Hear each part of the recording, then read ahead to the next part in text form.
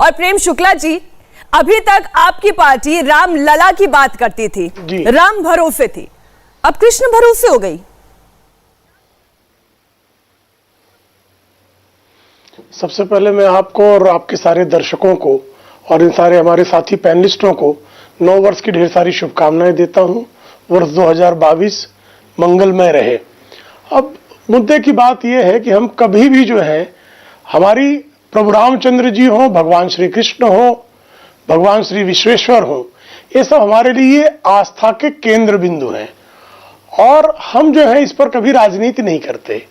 लेकिन कुछ लोग जो है 2017 के चुनाव तक और 2019 के लोकसभा चुनाव तक, चाहे वो हमारे समाजवादी पार्टी के मित्र प्रवक्ता रहे हों, चाहे बसपा के रहे हों, चाहे कांग्रेस के रहे हों, एक सवाल पूछते थे ना बारंबार कि मंदिर वहीं बनाएंगे, तारीख नहीं बताएंगे। ये चुनाव के समय ही पूछते थे।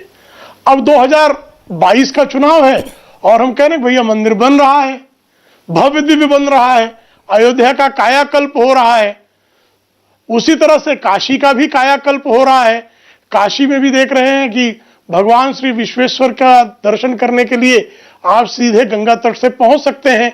1916 में जो आदरणीय महात्मा गांधी की परिकल्पना थी कि काशी विश्वेश्वर के मंदिर का परिसर स्वच्छ हो और काशी विश्वेश्वर मंदिर तक पहुंचना जो है सुगम हो, आज जो है वो आदरणीय नरेंद्र मोदी जी 105 वर्षों के बाद करने में, उस संकल्प को सिद्ध करने में सफल हुए हैं। उसी तरह से हमारी परिकल्पना है कि मथुरा को भी भव्य दिव्य बनाएंगे, तो इसमें किसी को क्या आपत्ति होती है? क्या काशी, अयोध्या और मथुरा के नागरिक उत्तर प्रदेश के नागरिक राम मंदिर भव्य बनाए, आप काशी कॉरिडोर के जरिए विकास सुविधा नहीं मिलनी चाहिए? आप मथुरा में भी मंदिर भव्य बनाए, इसमें ये सवाल नहीं है मेरा सवाल यह है कि जब चुनाव नजदीक आता है तभी ऐसे भावनात्मक मुद्दों को आंच देकर आप कौन सी रोटियां सेकना चाहते हैं? देखिए, 5 अगस्त 2020 को कोई चुनाव था क्या रामलला का जब शिलान्यास हुआ? आप बताइए, जब काशी कॉरिडोर का काम प्रारंभ हुआ तब कोई चुनाव था क्या? चुनाव भी आते जाते रहेंगे, चुनाव में भी विकास का मुद्दा होगा। सांस्कृतिक राष्ट्रवाद हमारा जो है, हमारी पंचनिष्ठा है, तो हम स्वाभाविक तौर पर भारतीय संस्कृति के जो प्रतीक पुरुष हैं और उनसे जो जुड़ी हुई नगरियां हैं, धाम हैं, उन सबका विकास करना भी हमारा दायित्व और संकल्प है। हम ये कहते हैं, अब जिसको रोटियां सेकने की आदत है, आतंकवादियों को छोड़ के रोटियां सेक देना, अपराधियों को छोड़ के रोटियां सेक देना, उनको तो इसमें भी जो है सकारात्मक कार्य में भी वो नकारात्मकता तलाशे वो।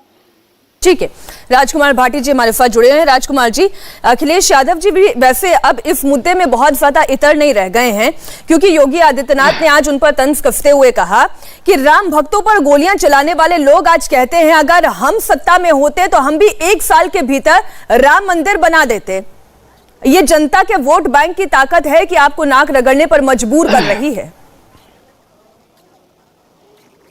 मीनाक्षी जी, समाजवादी पार्टी का स्टैंड शुरू के दिन से ये रहा है कि जो सुप्रीम कोर्ट कहे वो होना चाहिए। इस देश में जबरदस्ती, धींगा मुश्ती, दादागिरी नहीं होनी चाहिए, कानून का उल्लंघन नहीं होना चाहिए, संविधान का उल्लंघन नहीं होना चाहिए। माननीय सुप्रीम कोर्ट के आदेश के बाद मंदिर बन रहा है, अब इस देश में कोई भी उसके निर्माण का विरोधी नहीं है। लेकिन भारतीय जनता पार्टी के लोगों की आदत है, एक तो मैं आपको बधाई देना चाहूंगा कि आपने शुरुआत में बिल्कुल वाजिब प्रश्न पूछा कि क्या असली मुद्दों से ध्यान भटकाने का षड्यंत्र है। ये आपका यही वाक्य जो है, यही असलियत है।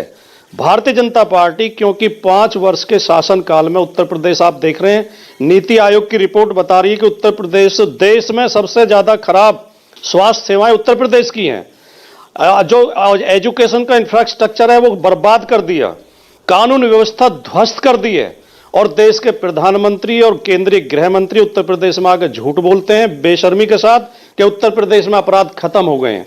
अखिलेश यादव जी के टेन्योर में जो एनसीआरबी के आंकड़े हैं, केंद्रीय अपराध अन्वेषण ब्यूरो के आंकड़े जो माननीय मोदी जी के ही अधीन आता है, उस एनसीआरबी के आंकड़े के अनुसार अखिलेश जी के टेन्योर में उत्तर प्रदेश में कुल 2,37,000 अपराध दर्ज हुए थे। माननीय योगी जी के टेन्योर में 3,40,000 अपराध उत्तर प्रदेश में हुए। इंडिया टीवी हर वक्त हर जगह डाउनलोड करने के लिए सर्च करें India TV news Google play store या ऐप स्टोर पर।